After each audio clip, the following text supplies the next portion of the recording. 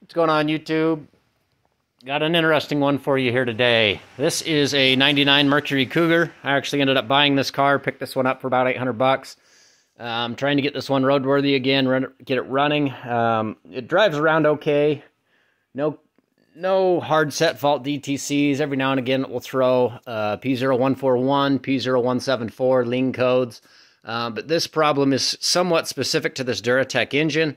Also very problematic on newer engines that have direct and injected gasoline. So this one was actually kind of baffling when I pulled off the intake manifold and discovered the problem. So what had happened was this customer or I shouldn't say customer, the previous owner of this vehicle, because this one belongs to me, had actually babied this engine around to the point where they never really ran the intake manifold runner control, which is what we're going to be discussing today. Never really got it above about 4,000 RPM, and what happened is it sludged up half of the intake ports. So half of the intake valves were actually almost completely plugged off with carbon and sludge and all kinds of other nastiness. Same problem happens on the direct injected motors, but it will happen on all the valves, not just one per cylinder. So this engine, intake manifold, air comes in and it splits. It either goes this way or it goes that way. Now, when it splits, it runs all the way out here and then feeds, and you'll notice that this feeds to this side of the port, and then it takes the short one and feeds over to the other side. This gives you a very long runner. This is great for low-end torque. Once you get about 3,500 RPM, you start losing power, start losing horsepower. So what they did is they put in a butterfly valve to close off these shorter runners, which will make more horsepower. They're actually a lot wider, a lot bigger openings. These ones are are a lot smaller. These ones are a lot bigger. This makes horsepower, this makes torque. So by using an intake manifold runner control, we're actually able to get the best of both worlds out of one intake manifold. So the way they do this is there's a little box underneath here. It has an electric motor inside of it with a connector that goes to the ECM, and then it has a cable that is run with plastic gears and an electric motor that runs down over here. And I apologize, phone just went sideways. You can see I've got a zip tie down here holding open the intake manifold runner control. This is where the cable hooks up to, and then it has a crossbar right there. It goes over, you can see that little white plug right there. I apologize, my camera does not want to focus, but that white plug right there, that's the other intake manifold runner's butterfly valves, but that's where it hooks up and opens it. So I've got this held open and zip tied. You want to do this on a cold engine, you will burn yourself. I just did. What you need to do is zip tie that open. And what you're going to do is you're going to put this intake back on there. And what we're trying to do is we are going to actually suck fuel injection cleaner. Right here, you get this at O'Reilly's, $5-6. But you're going to suck this through the intake manifold. This does not go in the tank. You can put it in the tank, but it's only going to clean these short runners, because these ones are open all the time. Short ones, the long ones are open all the time.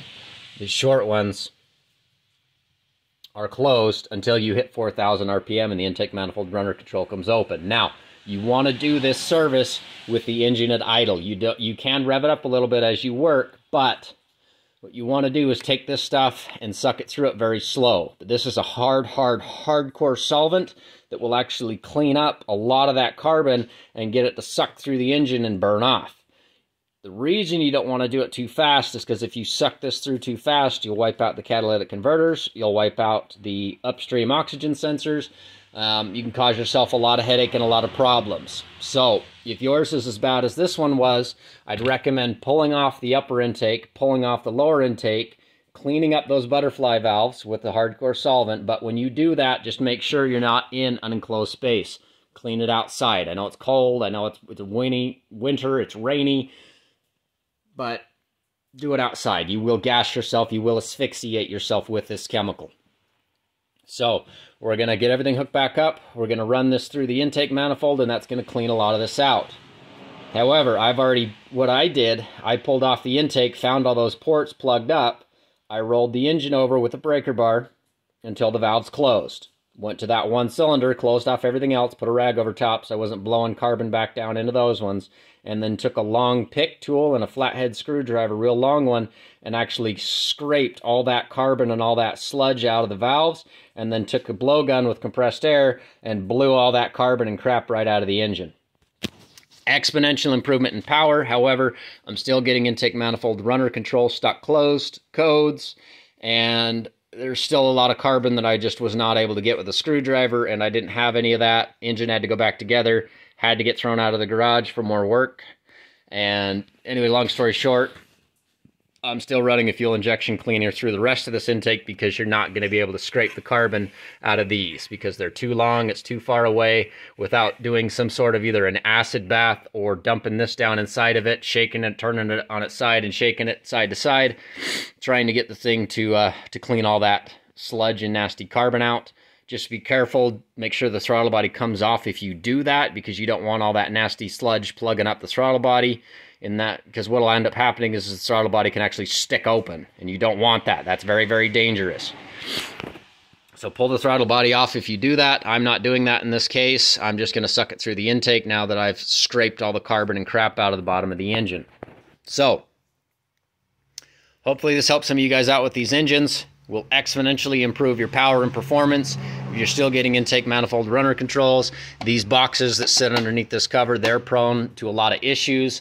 I believe they've been discontinued for a long time, so if you have an issue with it, you may need to either source one from a junkyard, or you might need to do an engine swap, which was actually my first plan when I bought this car. I actually used to have one of these when I was a kid. Well, still a kid. I'm gonna be 32. I'm still a child. But I had one of these when I was in college, my early 20s.